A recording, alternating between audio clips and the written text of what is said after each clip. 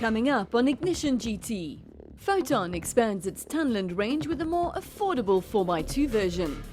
Mini adds even more zest to the Cooper with the race-ready GP. And the Audi Q5 receives more efficient engines and some fancy lights.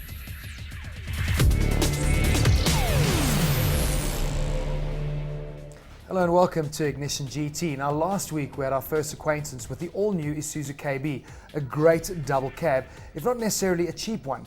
Well, the Foton Tunland on the other hand is very cheap, but is it any good? Recently on Ignition we just finished airing a local series called Hooked Up, which saw Leisure Wheels magazine looking for the tow car of the year. This, the Volkswagen Amarok, came out tops. But when it came to market, it really did change the face of how people viewed double cab bakkies in South Africa, bringing new technology, new safety, improved interiors and ride quality as well. And all the major profiled brands out there have followed suit with their new models that have come out. The real challenge though is then for the Chinese brands, because they've always been playing catch up and now they've got even further to go. Well, Foton have now brought their 4x2 to the market, our first drive of the brand, and having spent some time in the Amarok, it's going to give us a real good reference point to figure out just how close or big that gap is.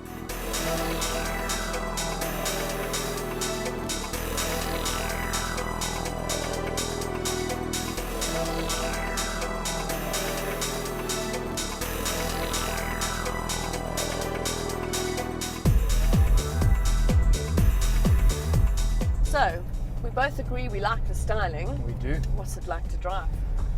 Big statement coming up. This is probably the best Chinese product that I've driven. Gee whiz. I don't know. That is quite a thing to say. No, seriously, Lindsay, I don't know if it's because most of the other Chinese products we've been driving have been little small sedans. Yeah. But from a double cab bakkie perspective, it is just really, really good. I would agree with you. It's very comfortable to drive. Yeah. Pretty smooth, not too noisy. Foton has really done well because they've brought in some really big players and big brands Partners. and collaborated in this Yeah. whole thing. I mean, they're 2.8 litre Cummins engines. The first time Cummins have put an engine into a small commercial vehicle, Absolutely. and it's incredible. Yeah, it is great. 120 kilowatts, 360 Newton meters, and it goes really nicely. That's I think what I've enjoyed the most driving it is that it's a 5-speed Getrag gearbox, which is also really good, but I don't have to go through the gears because it's got such a good torque curve. From 1800 that power band kicks in up to 3000, so it's there readily available when you want to go, and I think that makes the driving experience so good. Chinese for me, that sausage down a corridor feeling you get whenever you change gears, that was the definitive moment for me. The first gear change, I was like, wow, this is like... I have had a struggle with third. Granted, I haven't driven it as much as you, but I agree with you. It is a lot more precise in the gear shifts than one is usually used to in the Chinese or foreign vehicles. And no squeaks or rattles or anything. I mean, I think that's what surprised me is the build quality. Sure, there's hard plastic and that stuff, but it's not offensive. The wooden veneer they've I mean, used. the wood, yeah. I mean, that also shows you where they're going with this vehicle. I mean, they've put wooden veneers in the interior. But it's not bad. I've seen worse wooden veneers in your established brands. Yeah. They've really done a fantastic job putting this together. Obviously, we are in the top spec, the luxury model, which is 270,000 Rand, which is incredible for double cab 4x2. Talking about being up there with the other bakkies, I mean, we saw it first in Amarok. This has got ABS, EBD, it's got 2 airbags up front. Yeah. It's very well rated from a safety point of view. Which is interesting when you actually sit and compare with all the top dogs. They're saying it's like a 40% saving in terms of cost. Yes. But when you start looking at, like that engine we're talking about, Euro 4 emission engine, Hilux is only a Euro 2. Which means that it can run on 50 ppm diesel, but it can also take 500, which is useful to know. Well, that's why they've changed their service interval. And originally I thought, no, that's not a good thing. It's gone from 20,000 to 10. And that might be a concern because you think Foton, reliability, service, dealer network. Look, there are 35 dealers around the country. Another 5 are opening. So I think they're in all the rural areas where I'm sure this car is going to be bought. But Hilux, I didn't realize, is also a 10,000 service interval. So it seems like vehicles that are running with that old diesel, that's kind of the norm. Yeah, and they decided that trade-off from 20,000 to 10 was worth it. Yeah. But I've really, I mean, it's seriously impressed me as a double cab bucket. And also, when you compare it, you talk about comparisons with other vehicles. From a payload point of view, it's great. From a towing capacity point of view, it's really up there with the big ones. Well, you spoke Amarok, 2,800, 2.8 ton towing. This is 2,500. Most of the other competitors are in the 1,500 towing capacities. So they've really sort of taken on the big dogs, but where they really are giving them a hiding is that price. Yeah. $250 for the entry. Exactly. I mean, you can't, it's 40% less than a Hilux. So for that trade-off, I think people might just give it a go.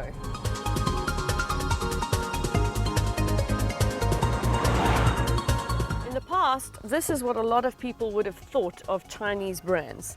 A little bit wooden and not necessarily something you would look at. How many more woods can you put in there? An oak wouldn't drive this wooden Chinese piece of nonsense. But honestly, after spending time in the Foton 4x2 Tunland, the question isn't would you, But rather, why wouldn't you?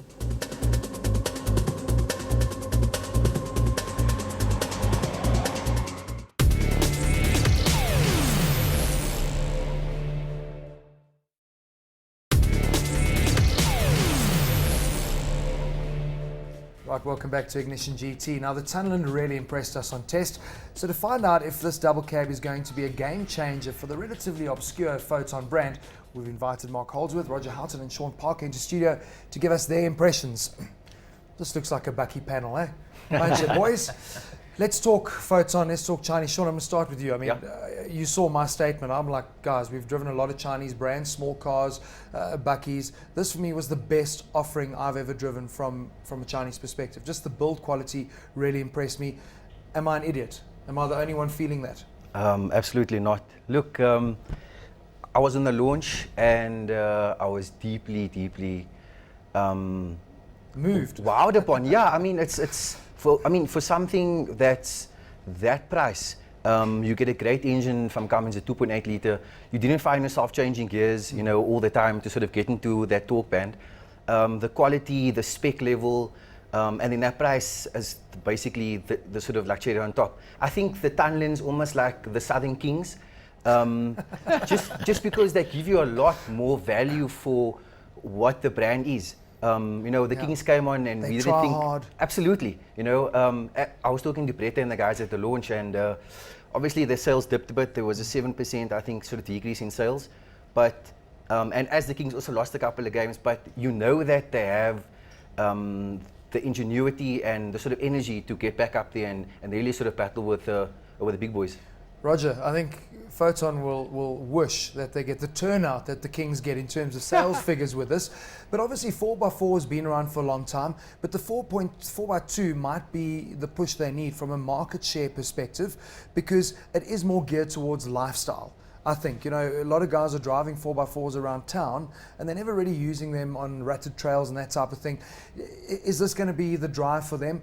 And also, how important is the association from a peace of mind motoring perspective with big brands like Cummins, Bosch, Getrag, those type of gearboxes? Your view? Well, firstly, I think generally the Chinese brands have had a pretty rough ride